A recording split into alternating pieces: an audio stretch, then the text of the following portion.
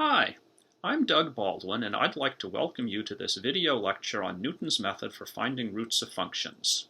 My goal here is to explain the math behind Newton's method and to write the method as a pseudocode algorithm. So to get the most out of this lecture, you should be comfortable with the mathematical ideas of functions and their derivatives, and with pseudocode notation for algorithms. Let's get started. The problem I want to solve is to find a place where a function is zero. More precisely, I'll be given a function f of x, and I want to find a value for x, call it x star, such that f of x star equals 0. X values for which f of x is 0 are called roots of f, and there might be many of them, but I just need to find any one.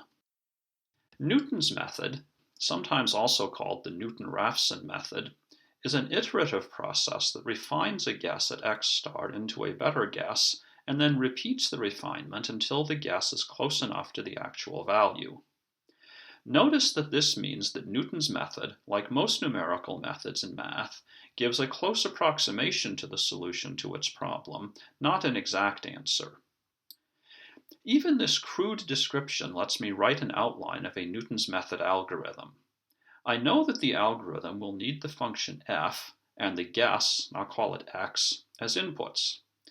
The algorithm also needs some sort of tolerance that tells it when x is close enough to x star. I don't really know yet how I'll represent this tolerance, but I can include it among the inputs anyhow to remind me to figure it out later. The main thing the algorithm does is a loop that repeats for as long as x doesn't meet the tolerance. The body of that loop has to refine x into a better guess. Finally, when x does meet the tolerance, x itself can be returned as the algorithm's output, the close approximation to x star. The distinctive part of Newton's method is the way it refines x. The idea is to use the line tangent to f at x as an approximation to f, and thus to use the x value at which that tangent line is 0 as the refined x. Call the distance between the initial x and the refined x delta x, and notice that the tangent rises from a y value of 0 to a y value of f of x over this distance. In other words, the slope of the tangent must be f of x over delta x. But the slope of the tangent is also the derivative of f prime of x, so I have that f prime of x equals f of x over delta x. Rearranging this equation, I can get that delta x equals f of x over f prime of x, and since delta x is the distance from x to the refined x, I can calculate the refined x as x minus delta x. Putting the results of this analysis into the Newton's method algorithm yields a much more nearly finished version of it. In particular, I now know that the algorithm needs one more input, the derivative of f, and that the body of the loop can consist of two steps, one to calculate delta x, and the second to use delta x to calculate the new value of x. This pseudocode corresponds pretty well to what is usually presented as Newton's method. I won't include examples of it in action here because lots are already available elsewhere.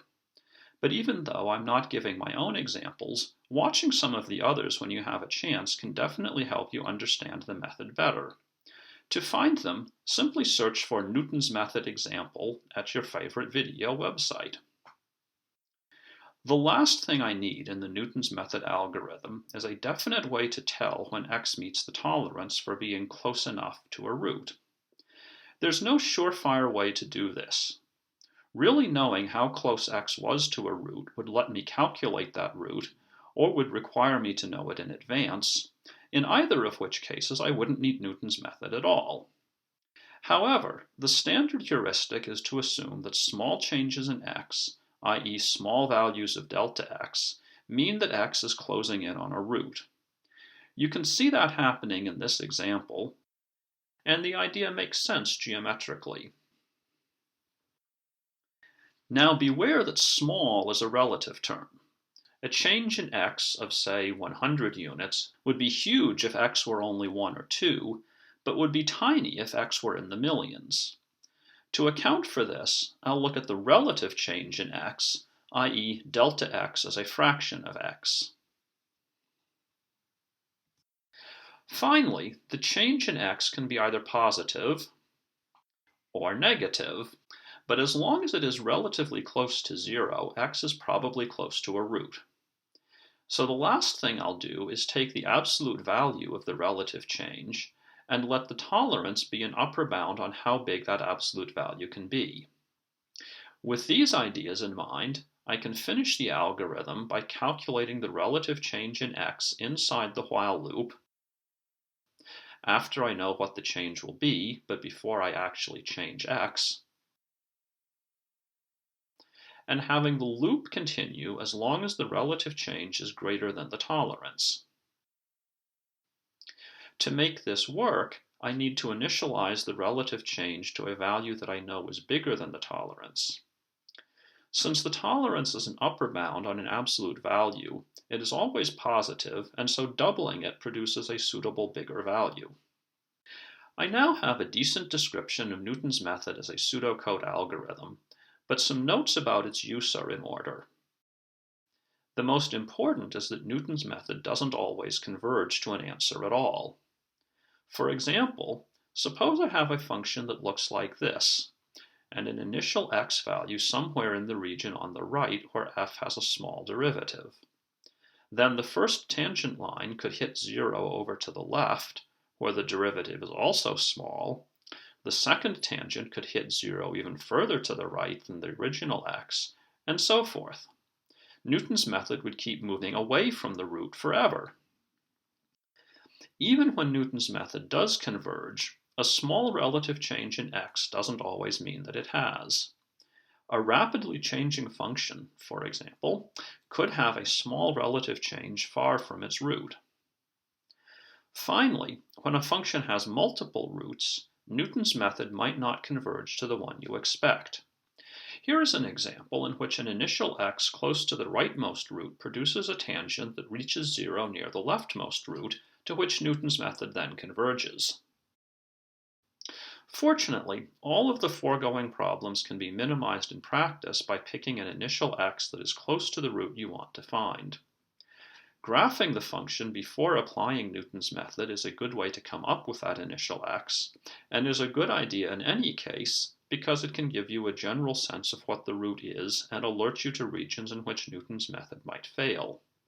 And the further good news about Newton's method, and a major reason it's popular in practice, is that when it converges, it usually does so very quickly compared to other root-finding algorithms.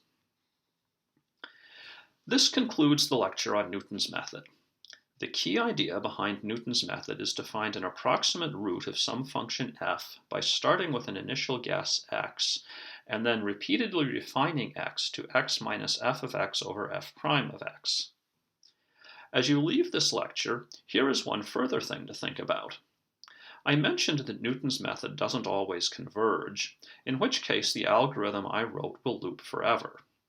See if you can think of a way to modify the algorithm so that in the worst case it will stop after some finite number of iterations even when the relative change in x doesn't fall below the tolerance.